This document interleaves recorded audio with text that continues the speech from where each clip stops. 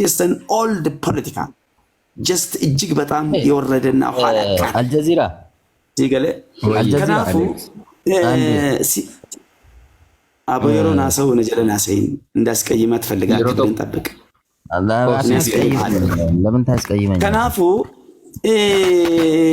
ሙባረኪ ሐከም ሲሱን እንደንዳይሮን ሲንጀዱ ሚሊየን ፐርሰንት I am self confidence ማሜ አችልም እንደንደሱ ማልሳ ወልሶ አየ እነሰና አንጥቃን ፈዳ ይላል ወላሂ ማብየ ከነ ከሰ ወል እንጅራታ ጅረምቲ ኤው አኔ እርገገልገላቲ ሲወርፋ ማነሴንቱ ከመትዩ አገፈት ኖ ማልጀ ቤታ ይላል ኢንቁራሪቲ ቤታ ፈቴን አካ አርባንታ አጀቴ ኦፎጠርቴ ፈነዳቴ ዱቴ ጀለመን አናፍሲ ወልት ፊዳርታ ወልትም ፊዶን እኔ ካንተ ጋር ራሴን አላነጻጽርም ገሉ እርገገልገላቲ ወንተቲ ጎቱ ማነበነሙ እንደዚህ አንጀታቲ አከሰ ቆይሜ ወላሂ አችልም ካማና አርግቴ ቤታ ማልታቴ ማል ወል ዮ ድርተውና ወል ይገሉና አማ ካፒታል እኮ ጀቹላ መላለ ማለክ ለሲምቦስተን አማ ጀስት ካፒታል እኮ ዮ ነገር ሲሴው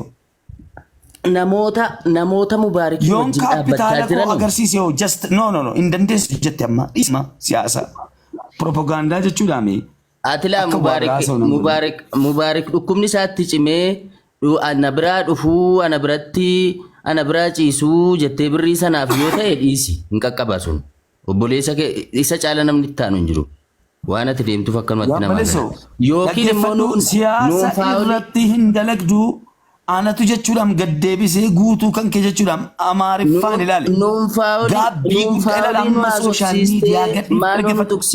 sooshaal miidiyaa gadhiifte ilaali kan kolfaanis hin godhaan I am mamme enyaan achilen Mr. President la dhaggeeffadhu I am powerful yeroon siin jedhu I am powerful indandeessu jettu kaapitaala keenya agarsiisuu nan jettee just now amma sitti agarsiisuu nan danda'a wallahi mubaarikiin orma keessatti xiqqeessuu maqaa balleessuu akka namni itti duulu gochuu keessatti namni adda durummaadhaan jalqabe namni si dura jalqabe hin jiru obboleessa kee irratti duula balu maqaa balleessuu yoo ta'e siigaleessa ilaali ikkootaadhaa si achesdeemtee jechuudhaan gaafa inni Idriisii waliin dhaqee geemii taphatu jechuudhaan akka inni moomu I am very happy 47 jechuudhaan oomacha guuree dhufee just nama kuma lamaan waan nuti goonees hin gaggeessin argiteetta I am proud of ini በጣም ጀግና ነኝ ስለ ጀግና ነኝ ያበለሱ ዋንን ጉጩ እንደው ነው ጎዳማን just I am powerful በጣም ፓወር አለኝ እላ ያበለሱ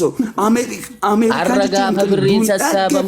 ጋፈ ብሪን ሰሳበሙ ኮንፎርማንስ አስተውለተ ከነሲን አሜሪካን አችቴስ ጀቹዳም ዱንያ ከና Mama gootete ያሳክማሉ ይላል እንዴ Karana mota kari dabata ነው ተቆ ፕሬዝዳንት ማሜ dhaggeeffadhu ማባዳን ዱጋ ጀቹ አበሩ ማሜ ላ jechuudhaan itti duuluu qabu duuleera saatiin immoo gargaaruu ni qabu moo nan gargaara serious just kan dubbii kana babal'isu iyyuu dhiifama naa godhiiti this time is Yuuti godhadhaa yookaan isin buusa lamaan keessatti sirnaan dubbataa jirtu erga silaati sirnaan dubbadhaa filis carraa namoota biroof kenna Jazeera Yeroo takka miina dhaggeeffadha.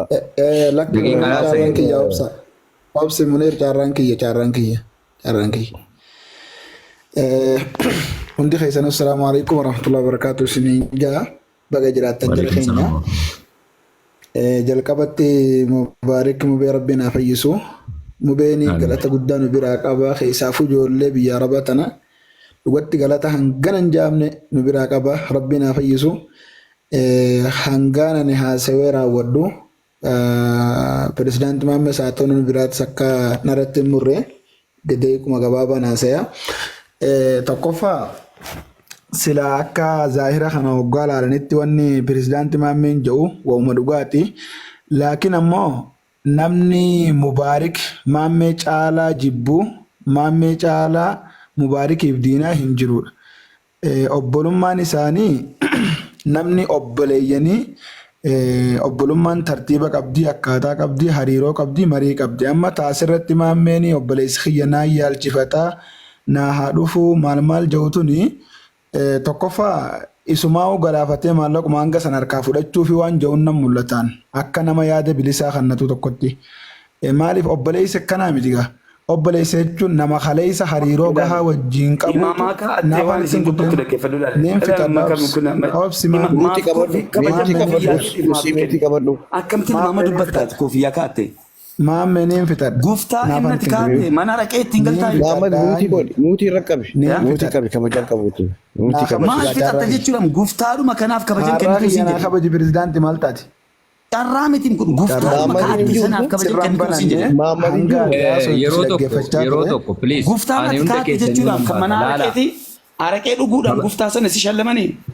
Innis kabajaadhaan dubbatu atis kabajaadhaan dubbatu please president Maammee. No disrespect na gochuu hin danda'u mahayyimiin akkana. Kabajumaan haa dubbatu akkasin jedhin atis tasgabbaa'ii Jamaal Mahayyimiin ana disrespecting godhu I am professional and I am famous and I am political leader. Professionalism and the famousness is not type of this, bro. Be Just patient. now I don't touch my disrespect. No one can touch you. Talk about the truth. Disrespect gochuu hin danda'u mahayyimiin maqaa isaa barreessuu hin danda'u. Cufii baay'ee. Xaxxatuwal. Yaa. Wallahi dhugee dhufe. Alex, Jira, abari please. Wallahi ilaali kana booda jechuudha Alex waa tokko dubbannaan በጣም ወላ ቤተሰብ አይቀረኝ ዘሬ አይቀረኝ ጅኔ አይቀረኝ አስቀይማለሁ. This is my final word. President Maammee naman doorsisini tasgabbaa'ee akka ilma dhiiraatti dhaggeeffadhu. Namni tokko nama tokko waa tokko gochuu hin danda'u. Tasgabbaa'eeti nama dhaggeeffadhu. Jamaal Aliyyi atis bifa sirna qabuun kabajaa Gaafa qabuun. disrespect godhan yoo barbaadde ati dhaggeeffadhan. Disrespect. No Maammee sanii miti na What is the obsiiti. meaning of disrespect bro? Hin baranne mooti. Namni disrespect na gochuu hin danda'u jedhee yaa kennita malee maqaa koo tuqee dhaggeeffadhu. Maqaa koo tuqee disrespect na gochuu hin danda'u. Yaada yeroo kennatu yaadni isaa sun yoo aggressive ta'e complain kan haadha isaan dhiisu kan ilmoo isaan dhiisu kan ilal kan abbaa fedhan dhiisu akka disrespect na godhetti ixifidhaan deebisaaf an kanaan hin beekama. Namni disrespect na gochuu hin danda'u yaada kenna. Ilaali president ana ajandaan jaaladhu please amma sana sun qoosuu jidduun dhuftee jennaan sisi madde malee irra deddeebitee barreessitee jennaan ajandaan jaaladhu ajandaa uumee guyyaarra nama biizii gochuu wallaaleetiin miti jara keenya ana ajandaan jaaladhu wallahi.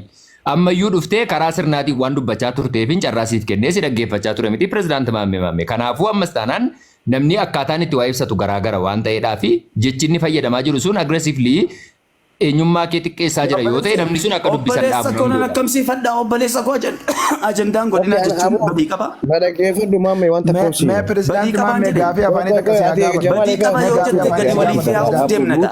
Allahu akbar kabiira. Jamaal Aliyyi amma xiqqoo atis bifa miira qabduun kallattiin ati ittiin ibsaa jirtu xiqqoo miira keessa galchaa jira waan ta'eef Jamaal Aliyyi Ibroo dhiifama naaf godhu obboleessa kiyya ammaan dura waliin beeknu naaf obsiiti. Muniiratis bifa kabajaa qabuun gaaffii qabduuf ati xiqqoo naaf obsi Jamaal Aliyyi siin qabadhu. Maammeen dubbadhu mana keetitti waa'ee Maammeen dubbadhu gabaabumatti yoo barbaachisaa ta'e Kaayiroorraa karaa Turkii daayirektii deema rakkoon qabu yoo barbaachisaa ta'e waca kanaafuu sammuu isaatiifuu. Wallahi hin danda'u achi hin deemu. Obsigaa. Maammee please ani dhiisee nama kaan akkasitti hin dubbanne dhowwurtee miti ati illee obsi kaa pirezidaant Maammee haayi maal jechuudha. Finfinneedhaan tiraanziit godha fedhu wanta fedha sarrakkoon qabu yoo barbaachisaa ta'e nama kan laalutti yaada kiyyaa jijjiiraan mucaan kuni dhukkubni tokko haqaamaati tokko kasammuutiin ni beekta yoo wanni akkana kan baay'atu ta'e itti gaafatamummaa fudhate kan deemaa jiru ana yoo barbaachisaa ta'e miliyoona 3 sanii si garsiisneetti akka miseensaatis miliyoona takkatti dabalee si garsiisna sarrakkoon qabu abbaa fedhe warra jala jirtaniis jechuudha. Sanii miti amma dubbiin. Yoo kana amma jeequmsa amma deemaa jiru kana ni gamaggamna yoo barbaachisaa ta'e daayirektii karaa Turkii yookaan daayirektii tiraanziit godhee nama wal dubbisuu barbaade achitti dubbisee karaa Turkii deema. Kana naatu waada isinii seena. Karaa biraatiin maalirra jira warra jettan poroosasarra jira. Namni tokko booleerraa yookaan markaattoo miti kan fiigaa deema. Riikardi godhaa jecha kana. Riikardi godhaa. Let's go. Maammee. Muniir itti buuf. Rakkoon qabu. Poroosasa namni poroosasa jira akka Alex haa galatuumu yaada bareedaa dabarsee namni wantaas ilmoo qabaa, warra qabaa, haala tolfatu qabaa, waraqaa lafuma kaatee markaattuu irraa booleedhaan miti makiinarra qabaatee ka deemtu namni imbaasiidha dhaqee waraqaa fudhatee waan meeqa wanta jecha tikeeta murachuu jira, waa illee jira, hidhiitu godhachuu jira. Waraqaanuu piroosesni yaada dheeraadha fudhata. Rabbiin haa laaffisuu fi gaafa xumuree faayinaalii anis faayinaal word gaafa inni waan xumuramee mubee nama booda deebisaa takka gadi ba'ee hin deebisu. Anaatiitu jira abbaa hiyyeessaa abbaa miskiina naatu gadi ba'ee huna mubaarik du'aayii godhaa fi guyyaa akkana bararajee ana hawaasaatti hima. Naa hordofa itti dhiisaa bakka nama biraa. Maama itti dhiisaa bira kutaa waa'ee cufa waan fedhe haasa'u. Rakkoo fedhus nu waan rabsu fedhus wanta hajoo. Nama tokko hantuuta baarreerra deemu baarreef ja'anii dhabanii. Kanaaf bira kutaa. Ani waan fedhe naan jiru deebisaa siin kennuu fi wayii sinatti hin fakkaatu. Waan akka kiyyaa silaa taatee natti tola. Waan fedhe hajoo. Mubee jechaaf itti dhiisaa isaa. Lakkoofsa keessaa sin hin galchina. Garuu gaafa inni bararaa Munir gaafiin sirraa qaba. Dubbiin afaanitti si qabee of galchi gaafiin sirraa qaba. Maammeen sila yogguu dhufee jedhu mana isaatti akkas dubbachaa jiru kan jedhu kompileenti dhiyeeffatee jedhee ergaa mana kiyyaa kiyyummaatti osoo dubbannu jidduun inni laayivii addaan kutee jennaan mana keetti laayivii bantee niin dhufee hogguun seenee yaada kiyya sitti ibsachuu anaa jiru neetworkiin kee maal akka rakkateen beeku jidduun kuttee baate atilleen jechuudha. Dhiiseen ba'ee gastii baradheen ani waa'ee Mubaarak irraa dubbachaa hin turre asirratti just ijoollee dhuma walitti qabee qoosu taphachuutti hin ture. Akkas jettanii Mubaarakiin kaaftanii Mubaarakiin akka maallaqni gargaaramneef akkas jechaa turtanii ijoolleen namni abaluu jedhamtan jedhee maqaa namoota gariillee waamee kiyyallee keessa buusee jedhe lakki akkasii miti. Nuti kan dubbachaa turre waan akkanaati. Mana Muniirittis laayivii hogguun ni banee jedhu Mubaarak Musammaa agarsiisan irra turee jira. Achirratti ani yaadni dhiyeeffadhe kana jedhee waanumaan galgala dubbachaa ture sanan irra deebi'ee ammallee itti dubbadhe erga nu baanee jennee laayiviin keessun addaan citee erga ka'ee waa'ee kiyya kaaftee wanti dubbatte jira. Jira jidduutiin naqee nama lama yaameetiin gaaficha dabalaaf sila yeroo mana kee seenuu Mahammad bin Al-Jazeer Mubaarakiin arrabsaa jiru jette. Soba dogongoraan keessa dabale. Laal ati booda nama lama dhufe Mahammad bin Al-Jazeer dogongoraan keessa dabalte. Obsi haa aboo muutii waan qabsiisan isa gurbaan kun maal no maaf muutii gaafi naan jette mon jenne. Naan fitadha rakkoon qabu. Namaatu si dura dhufe soba je'ee ture. Ati wajjinis sanii maqaa kee dabale dhiifa ba'a. Uummata lameen saniin ibsuu barbaade. Uummata gadi bahee ammallee hin dhaabnu. Ragaanii finnaa wanni isaa soba warra je'ee jira. Kanaaf isin sadeenuu wanta keessa jiru anis jeeqamu keessaan jira yuzeessa maqaa keetti dabale dhiifama. Kanaama walii gad fuudhanii waan dabarsanii miti. Nama je'ee jira maqaa keessi gane amma dhiifama si gaafadhe. Garuu nama ammallee irra deebi'ee jechuudha. Ati dubbiin sii galte san booda irra deebi'ee dubbiin wanta sobaa warra je'ee jira. Warruma wajji guddate keessa warruma ganduma takkaati. Kanaafiin isin sadeen nama sadiitu ture nama sadiin afaan keessa na dhufte walumaan isin hin jee. Kana fuudhee akka shamaraatti dubbii fattaalummaas fide. Gurbaan kuni kanaaf dhiifama Muhammad Al-Jazeeraan qanu. Gurbaan kun naan jedhiin ati yeroo mana kee seenu na seensiftee Mubaarakiin na guddiftee bakka guddaana keessee Mubaarakiin ammas ajandaa itti fidanii ajandaa maaliidha? Ajandaa maalii eenyuun isin jennaa? Mahammad bin Al-Jazeer hawwii akkas naan jedhu sobamoo dhugaadha. Pirezidaanti Maammee atillee wanti dhageessisu dhugaadha inni anis mufii gaafeetanii Mahammad bin Al-Jazeer Mubaarakiin uffata jettee odeeffannoo qabdaan jedhe. Pirezidaanti Maammee. Muhammad Al-Jazeera maqaa isaa keessa buusu dhiifama hin jedhu. Hayyee dhiifama gaafate anis dhiifama gaafadhu ka. Odeeffannoo hin taane natti muka kee akkan Mahammad bin Al-Jazeer wallaluuf ture miti. Maaliif natti dhiifama qoyi Mahammad bin Al-Jazeer maaf jamman zimmatlu.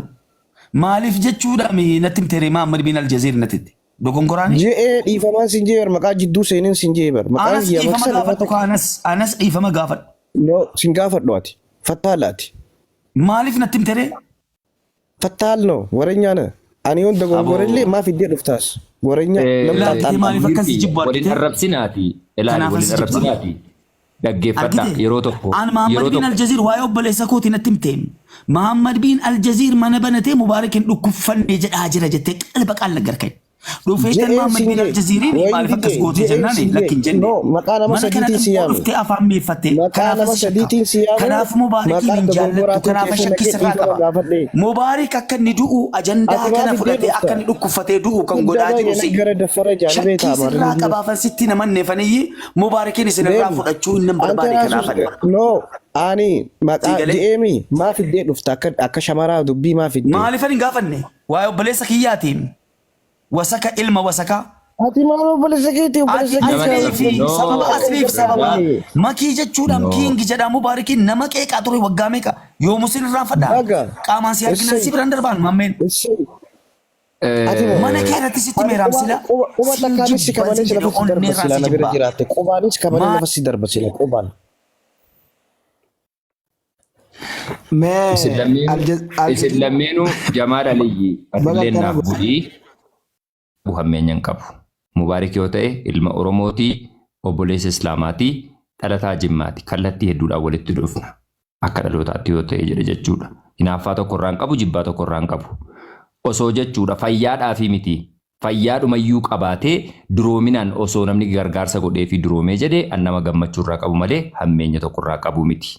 Kana na hubadhaa amma sirra deddeebi'e eenyurraayyuu sodaa nam tokkootiif miti jibbaa nam tokkootiif miti eenyuyyuu naaf aarsuuf naa qeequuf miti inni hinaaftuudhaan jedhu akka fedhe hinaaftuu jechaa oolu inni ammoo dhugaa dubbata jedhu akka fedhe jechaa oolu ilaalchi ilma namaa akka eenyummaa isaatti malee akka kiyyattii miti gabaabinatti wanti isinitti himu barbaadu an nama ajandaa olii gadillee oofu miti nama ajandaa jaallatus miti akka nama tokkootti waan natti fakkaate bakka abbaan dhimmaa sun jiru Mubaarik fuulduratti hin dubbadhe akka ilma dhiiraatti dudduuba isaa deemee waa'ee isaan dubbadhu ammas ammoo pirezidaanti Maammeen dhufnaan obboleessa turuu qaama isaatii an obboleessa kan hin beeku rakkoo bal'ootti wal bira jiraata jedhee hangamu yoo Mubaarakitti siqe pirezidaanti Maammee caalatti ittiin siqa jedhee ofii yaaduan because obboleessa turuudha isa caalatti Mubaarakiin jaaladha yoon jedhe maashqaabaxii isa jedhamu sana fakkaata waan ta'eef jedheen dhiisa. Sinee galee dhufee gaafii ilma namaa sirnaan na gaafate kallattiin hin deebisuuf itti deeme.